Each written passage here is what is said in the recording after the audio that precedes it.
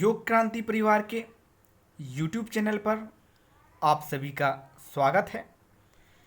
हमेशा की तरह एक बार पुनः मैं आप सभी के सामने लेकर उपस्थित हुआ हूँ योग का एक नया वीडियो।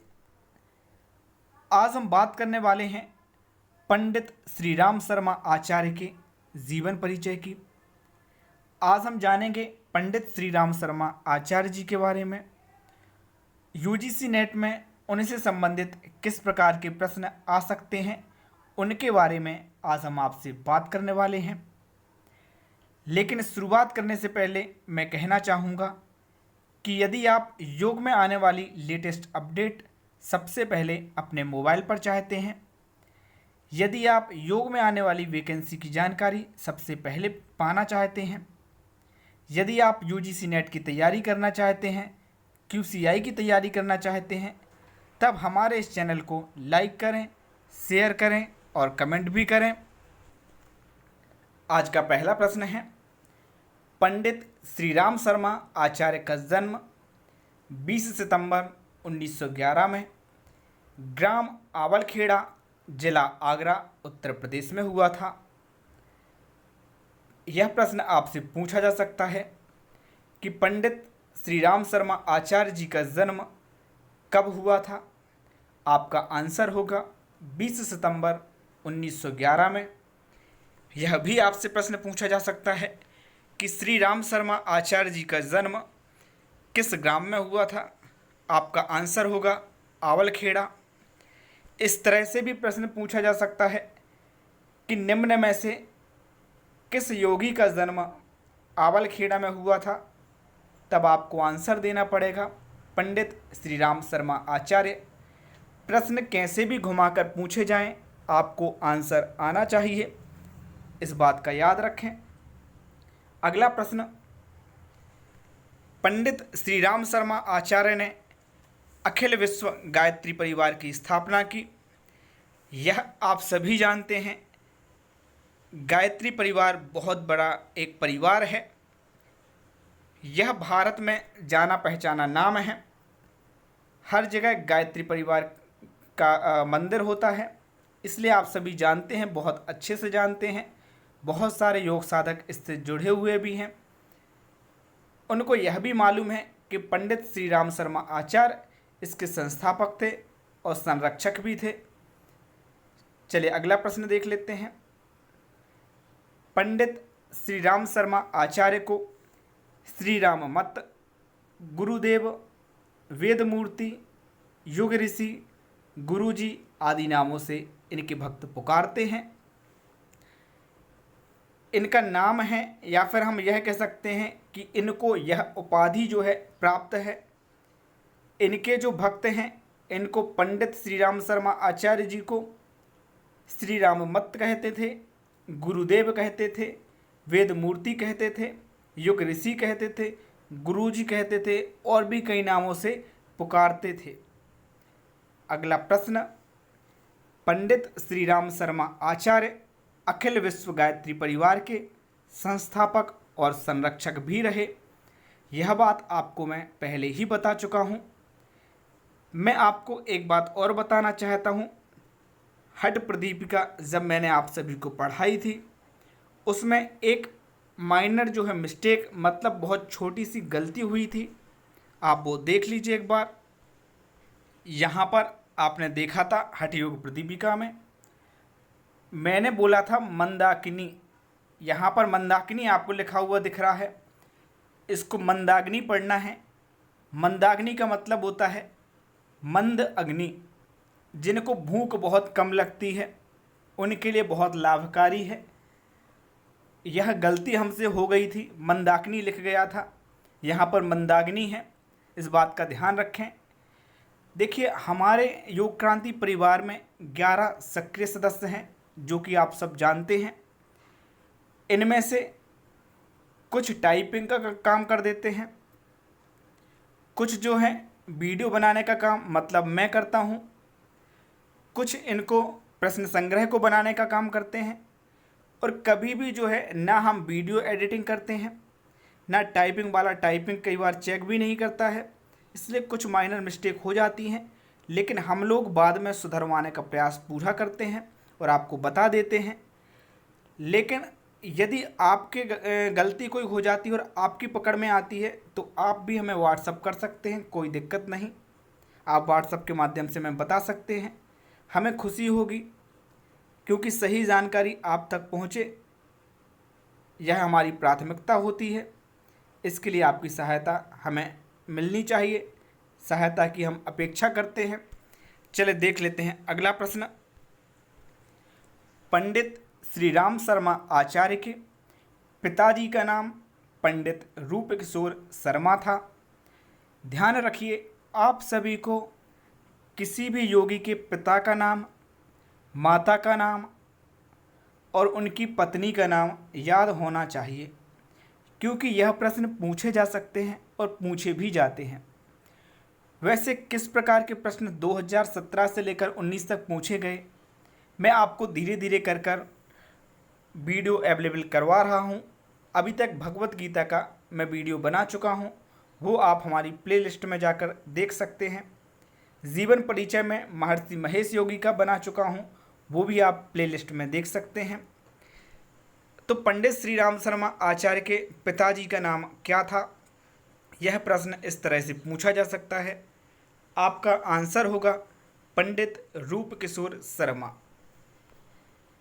अगला प्रश्न, पंडित रूप किशोर शर्मा दूर दराज के राजघरानों के राजपुरोहित, विद्वान, भगवत कथाकार थे।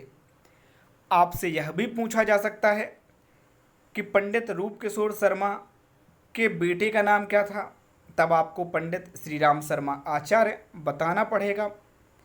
आपसे यह भी पूछा जा सकता है कि पंडित श्री राम शर्मा आचार्य जी के पिता क्या काम करते थे, तब आपको आंसर आना चाहिए।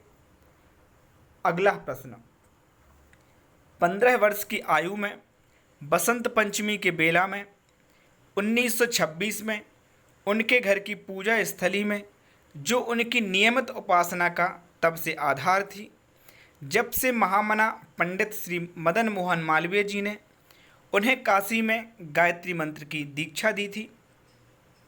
यह प्रश्न आपसे पूछा जा सकता है कि पंडित श्री राम शर्मा आचार्य जी को गायत्री मंत्र की दीक्षा किसने दी थी।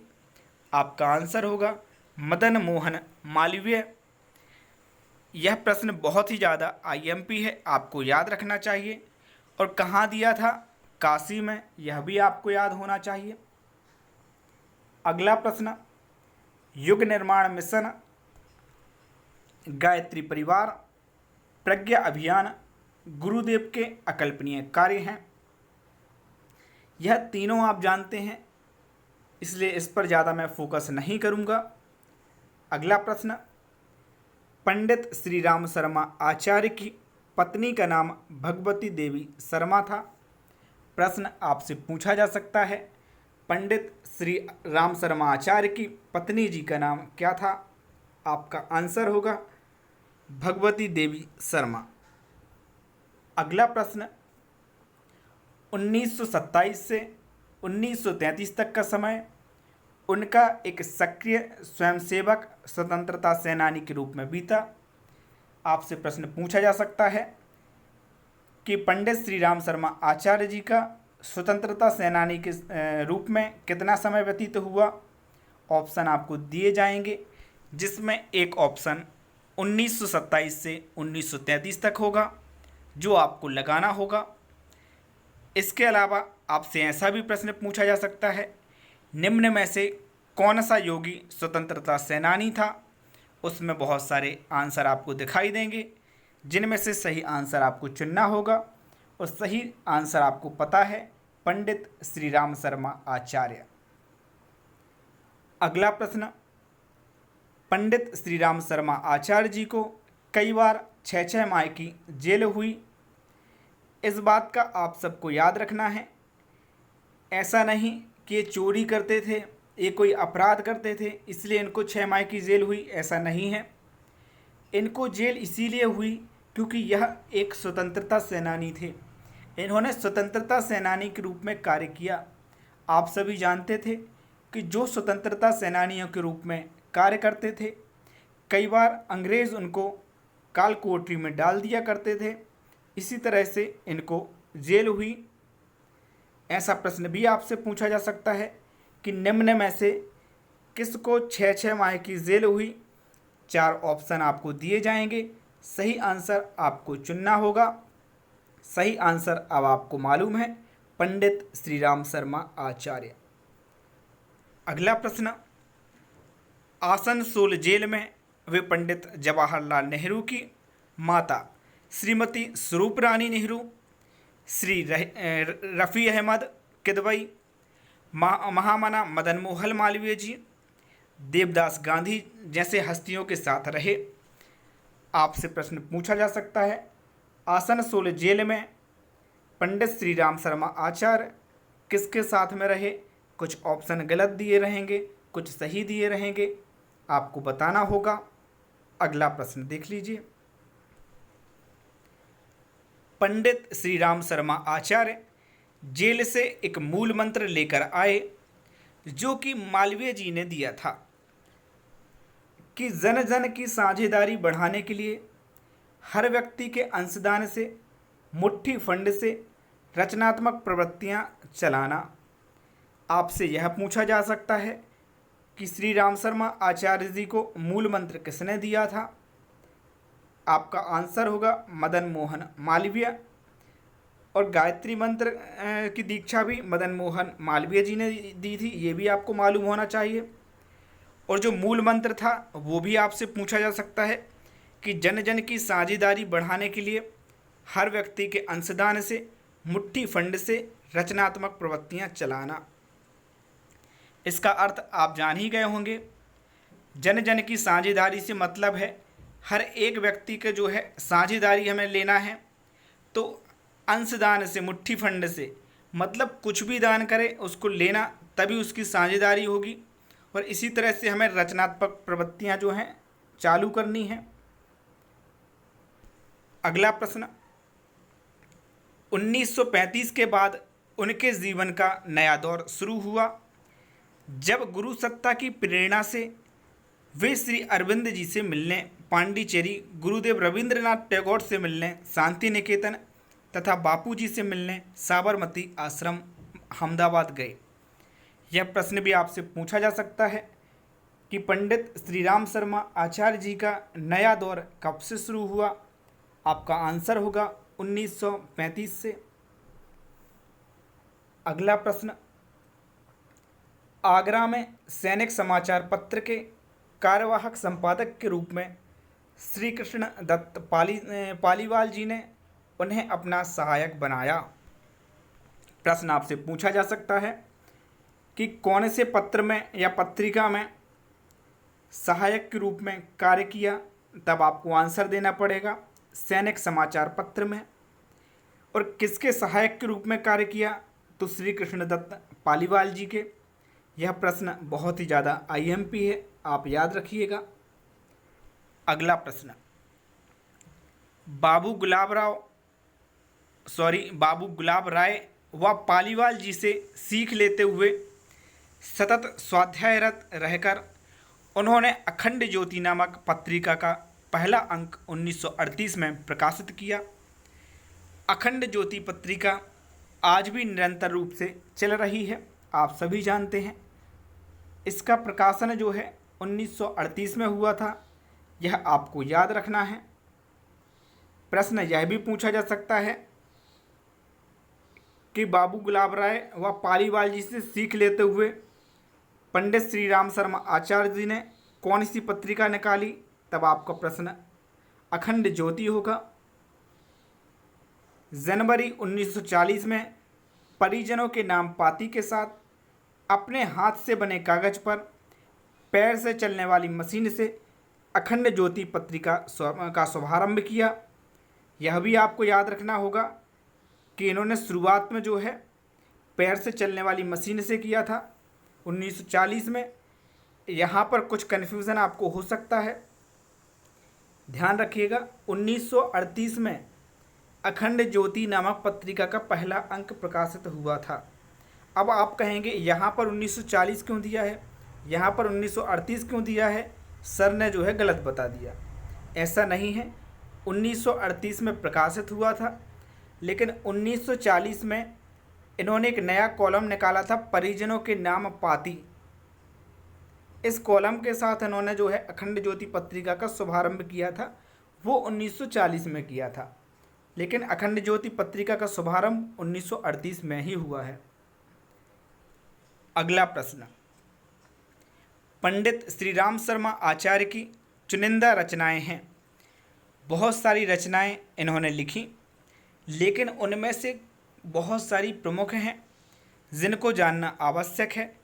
हमने कुछ रचनाएं यहाँ पर बताई हैं, आप नोट कर लीजिए। यदि आप नोट नहीं कर सकते, आप योगियों के जीवन परिचय के PDF प्राप्त करना चाहते हैं तो सिर्फ 10 रुपये में आप ले सकते हैं, जिसमें आपको 5-6 जो योगी हैं उनका जीवन परिचय मिल जाएगा। तो प्रमुख रचनाएं हैं अध्यात्म एवं संस्कृति, गायत्री और यज्ञ, विचार क्रांति, व्यक्ति निर्माण, परिवार निर्माण, समाज निर्माण, युग निर्माण, वैज्ञानिक अध्यात्मवाद, बाल निर्माण, वेद पुराण एवं दर्शन, प्रेरणाप्रद कथा गाथाएँ, स्वास्थ्य और आयुर्वेद, भारतीय संस्कृति के आधारभूत तत्व, समस्त विश्व को भारत के अजस्र अनुदान, गायत्री महाविद्या, यज्ञ का ज्ञान विज्ञान, युग परिवर्तन कब और कैसे, स्वयं में देवदत्त का जागरण, समग्र स्वास्थ्य, यज्ञ एक समग्र उपचार प्रक्रिया, ईश्वर कौन है, कहाँ है, कैसा है, निरोग जीवन के महत्वपूर्ण सूत्र, जीमेम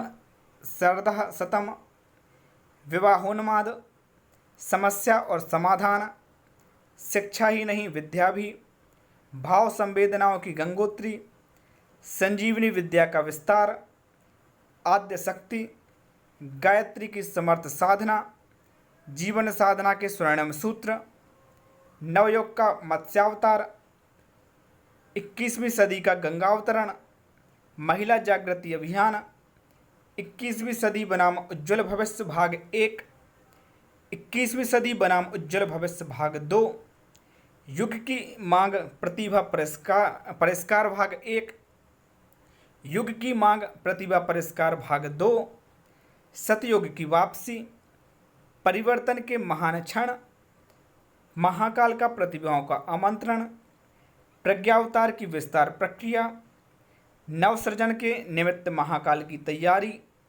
समस्याएं आज की समाधान कल के, मन स्थिति बदले तो परिस्थिति बदले, जीवन देवता की साधना आराधना, समयदान ही युग धर्म, युग की मांग, प्रतिभा परिष्कार आदि। और भी बहुत सारी हैं रचनाएं, सिर्फ मैंने आपको इतनी ही बताई हैं।